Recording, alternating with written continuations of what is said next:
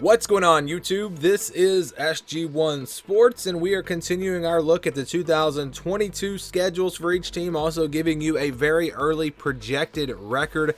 Keep in mind that this is not an official prediction. This is simply a projection based off of how tough the schedule is and how good we expect each team to be. If you're a Texas fan, help us out. Subscribe to our Texas channel at the Voice of College Football. You'll get content from me and others there as well on Texas football, so help us out, subscribe there. Before we get to 2022, let's look back at 2021. 2021, obviously a very disappointing year for Texas. As you see here, the record 5-7, and 6 of those 7 losses all came in a row, from Oklahoma to West Virginia. The schedule wound up being pretty tough. They had to play Arkansas on the road. Arkansas, of course, wound up being a pretty good team in 2021. They did beat Louisiana. That was a game that a lot of people thought might be a challenge for Texas because they, have played Power 5 teams pretty well in the past and came into this year with a lot coming back. But Texas was able to take care of business in that game, and then, of course, got blown out by Arkansas. But they bounced back with wins over Rice, Texas Tech, and TCU. And at that point, you thought, Texas going to be a good team this year, but they lost a lot of close games. They had to play Baylor and Iowa State on the road, West Virginia on the road. 3 of the better teams in the Big 12 had to play all of them on the road, and of course they play Oklahoma and Dallas every year. Really only had one big home game, and that was Oklahoma State. They did not win that game either. They did beat Kansas State there to close things out, but a very disappointing year there at 5-7. A schedule that didn't exactly go their way, just because I think you only had, again, one big home game with Oklahoma State. So we skipped to 2022, and that's going to be in reverse.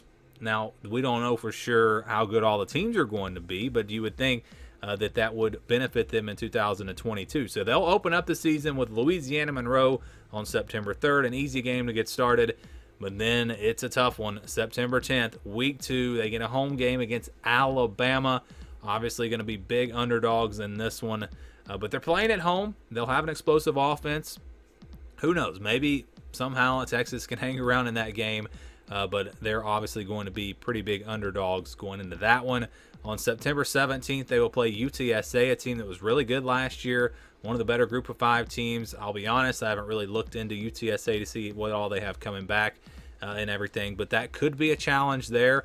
If they had played last year, I think UTSA could have probably hung around with Texas, but we'll see what the rosters look like once we get to the start of the season. But not an easy win, not a cupcake game there against UTSA. They will open up Big 12 play on September 24th on the road at Texas Tech.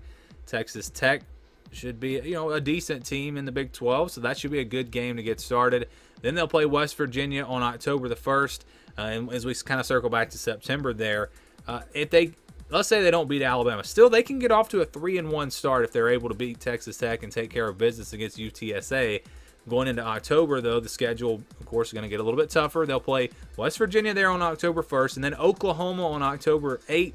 They do not get a bye week before playing Oklahoma, so they'll be playing every single week from ULM all the way up to actually Oklahoma State, and their bye week's pretty late. This will be the last Saturday in October. But Oklahoma there on October the 8th. Iowa State after that on October 15th. That is a home game this year, so they'll get West Virginia and Iowa State at home. That'll be beneficial. They'll play Oklahoma State on October 22nd. Then they get the bye week before playing Kansas State on the road. So yes, they have back-to-back road games with Oklahoma State and Kansas State, but they have a bye week in between there. So if you're going to play back-to-back road games, I think that's pretty well to have a bye week in between. TCU on November 12th. They're going to be in rebuild mode, I believe. So that's a game that Texas can win, and Kansas a game that they can win. Obviously, we know what happened last year, but that's a game that they can win on the road there on November 19th, and then Baylor to close things out on November 26th. So you look at the big picture here. Probably not going to beat Alabama. Oklahoma, who knows how good they're going to be, but they'll have West Virginia, Oklahoma, and Iowa State all at home or on a neutral field, so they don't have a real tough road game until October 22nd. So if they're able to play well at home, you could be sitting there in that game going into Oklahoma State with maybe just one loss or 2 losses, and that's going to be the big game there, Oklahoma State. If they're able to somehow go on the road and get a win there, then all of a sudden Texas, I think, becomes one of the top contenders there to go to the Big 12 championship. But they have to take care of business at home first. They have to beat West Virginia. They have to beat Iowa State. You're going to need to beat Oklahoma or Texas Tech on the road. Going to have to probably win one of those two games. And then after Oklahoma State, that road game against Kansas State, that'll be a big one as well. But things get easy in the month of November. I mean, you can't ask for a much easier month of November than this in the Big 12. Kansas State on the road, yeah, that'll be tough. But then you have TCU, Kansas, and you get Baylor at home. So there is a chance for Texas to finish strong, but it's going to be about taking care of business, in my opinion, at home against West Virginia and Iowa State. Those two games are going to determine how the rest of the season goes for Texas. If they can win those games, then they're going to be in position to potentially contend for a Big 12 championship. Here were the projections from 2021. Of course, Texas had a terrible season, 5-7. The projection was 8-4 from us. Our prediction also was 8-4, so we were right in line with our projection. The FBI projection was 7.4 and 4.7, only giving them about a 10% chance to go to the Big 12 championship game. Remember last year, everyone thought it was going to be Oklahoma and Iowa State, and I mean, there wasn't another option. Those were the teams that were going to play in the Big 12 championship. Neither one of them made it. Texas was kind of the dark horse. They weren't even close. But again, that would include the Big 12 championship. That's why that's a little bit over 12. And then the over-under was at 8. So really, everyone thought this Texas team was right around 8-4, maybe 7-5. Probably some out there that thought they could have a better year and maybe go 9-3. But 5-7 was a major disappointment. But they weren't that far away from a 7-5 or 8-4 season. They lost a lot of close games. And I think you're going to see them bounce back this year. But let's look at the schedule again. And this is the scale that we will be using. So the games where they have no chance, where the spread's going to be more than 2 touchdowns, that'll be in red. Over 2 touchdowns and 80% in the green. And then you have your 20 to 29% games, your 71 to 80% games. Those are games where I think a team is going to be favored by double digits, but not too crazy, like 10 to 14 points, somewhere in there. And then your yellow and your purple, those are games where I think the spread will be about a touchdown, 6, 7, 8 points. And then your 50-50 games are in the white. Not 50-50 games, but games where the spread will only be 3 or 4 points or less than that. So that's what we're going with here. And we start with the easier wins, the green games. I think you've got 2, ULM and UTSA. Now, UTSA was good last year. I don't expect them to be quite that good this year. This is closer to 80%, though, than it is 100%. So not a guaranteed win, but a game that Texas absolutely should win. And then when you start to go to that next step, that next tier in the blue, I've got Kansas here in the blue in the 71 to 80% range.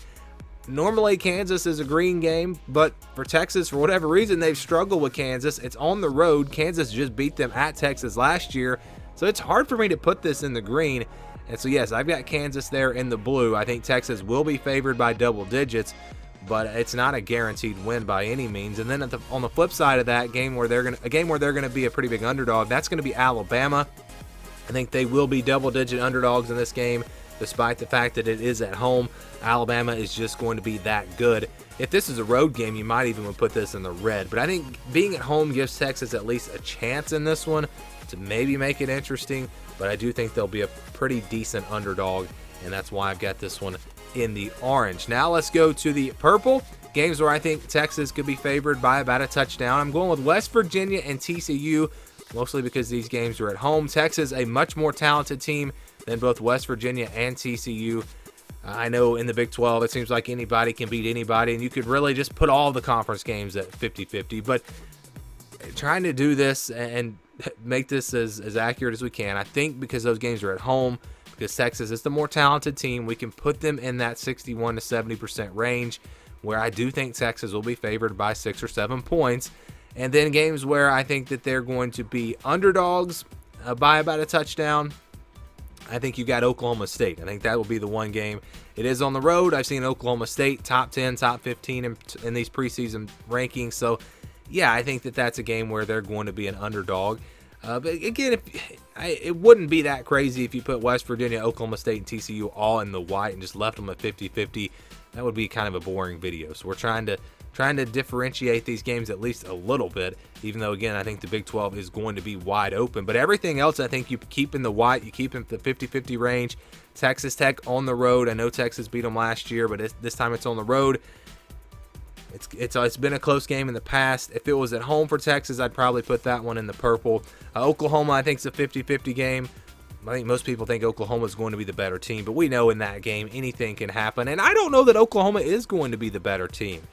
I don't think people realize how much. I mean, they're losing a lot of guys in the transfer portal, new coaching staff. I think Texas might actually be the better team. So that's definitely a 50-50 game. Iowa State, I think, is a 50-50 game. Although, what are they going to look like with some losses? Plus, it's a home game for Texas. That might wind up being a game that Texas can win pretty easy. We'll see. Kansas State on the road, always tough. They're going to be a challenge, I think. And then Baylor there at the end of the year, another team that's considered a top 15 team preseason. Home game for Texas, though, so that's why I've got it in the 50-50 range and not in the yellow like Oklahoma State. I think you do have to weigh that home field advantage when you do this. So when you average this out, you count the green games as wins. If it's in the white, I count it as 50%. Purple is going to be 65%. Blue is going to be 75%. And then we just average all those games out. And basically the way this works, let's just say they lose to Alabama. They beat Kansas. They beat ULM. They beat UTSA. So you have 4 wins there. And then you kind of just average out the other games, and it pretty much comes out to 50-50. And so you take those 4, then you add 3, and that's the way it comes out. So the projected record for Texas is 7-5.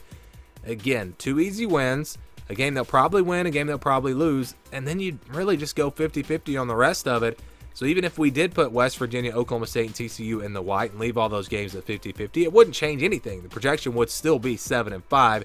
So that is the projected record for Texas for this upcoming 2022 season. Do you guys agree? Do you disagree? You think they'll do better or worse? Or you think that's a pretty fair projection? Give me your thoughts down in the comments below.